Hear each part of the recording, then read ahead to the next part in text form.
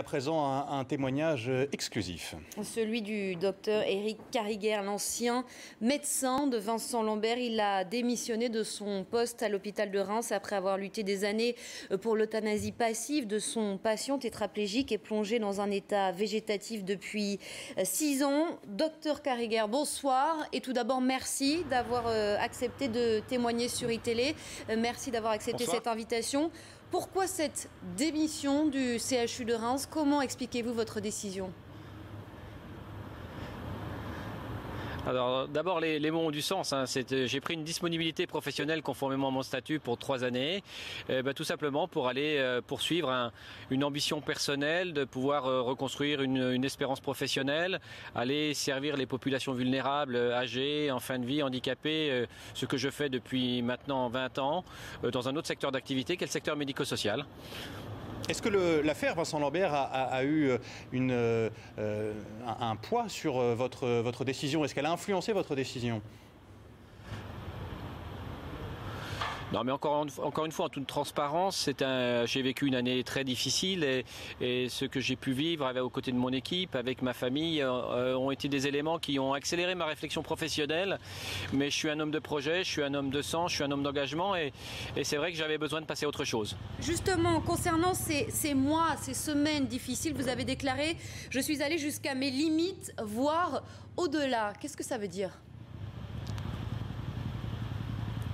Ça veut dire que, vous savez, être médecin, surtout dans des décisions aussi difficiles, prendre une décision d'arrêt de soins chez un malade, nous qui sommes en soins palliatifs, en gériatrie, des accompagnateurs jusqu'au bout de la vie, jusqu'au dernier souffle, eh bien c'est forcément se confronter à de la souffrance humaine, en l'occurrence à une souffrance familiale qui a été exacerbée à un point comme je n'ai jamais connu. C'est se confronter à ses propres valeurs. On n'y donne pas que de la compétence technique, on y met aussi on y met un peu de soi, voire beaucoup de soi en la matière.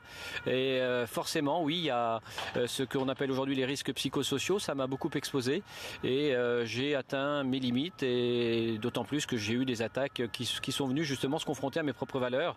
Vous savez, quand on est traité d'assassin, quand on est traité de médecin pro-euthanasiant, moi qui suis engagé dans le combat des soins palliatifs, dans le combat du respect de la vie, dans le combat de la loi Leonetti, qui est une loi magnifique et équilibrée et qui ne mérite pas qu'on aille plus loin, forcément oui, ça bouscule un petit peu ma conscience et j'ai eu quelques nuits blanches sur cette affaire, bien sûr. Vous êtes l'un des visage de ce combat en faveur de cette euthanasie dans des cas bien particuliers. Est-ce que vous allez continuer à intervenir dans ce débat, docteur ?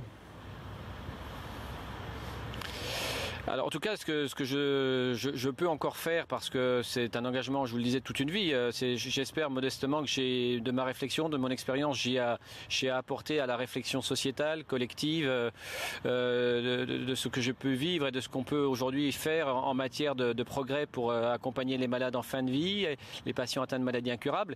Mais par contre, à partir du moment où je quitte le CHU pour cette disponibilité, bien évidemment, je ne suis plus en responsabilité du malade. Mais vous vous en doutez bien, Vincent Lambert et mon équipe et sa famille restent dans mon cœur, et je suivrai dans mes nouvelles fonctions l'affaire, j'allais dire comme chacun de vos téléspectateurs, avec beaucoup d'intérêt bien sûr. On est obligé de vous poser la question. L'affaire Vincent Lambert trouve un écho aujourd'hui dans l'enlèvement au Royaume-Uni d'un enfant de 5 ans. On en a parlé au début de ce journal. Il est atteint d'une tumeur au cerveau. Ses parents sont vraisemblablement allés l'enlever dans un hôpital de Grande-Bretagne. Est-ce que selon vous, on doit soigner un patient contre le gré de ses parents ? Alors pardonnez-moi, j'ai un bruit de voiture en partie. J'ai pas entendu la fin de votre question, pardonnez-moi. Sam, vous y avez été déjà confronté. Est-ce que l'on doit soigner un patient contre le gré de ses parents ? Alors en tout cas, ce qui est clair, il y a deux solutions. Soit le patient est majeur et en capacité à s'exprimer. Et aujourd'hui, le droit du patient en France est clair. Le patient a tous les droits et le médecin ne peut plus faire subir quoi que ce soit à un patient sans son accord.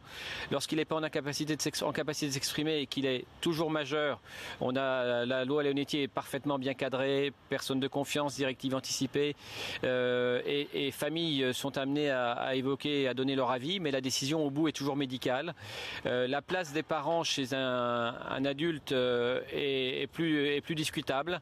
On l'a bien vu sur la situation de Vincent Lambert. En tout cas, quand l'enfant est mineur, c'est normal que les parents aient leur mot à dire. Mais encore une fois, la poursuite d'un soin, l'arrêt d'un soin est de compétence médicale, et elle est aujourd'hui parfaitement sécurisante pour les patients, pour leurs familles et pour les médecins, puisque je vous rappelle que la décision est collégiale après avoir pu s'enquérir de l'avis de chacun.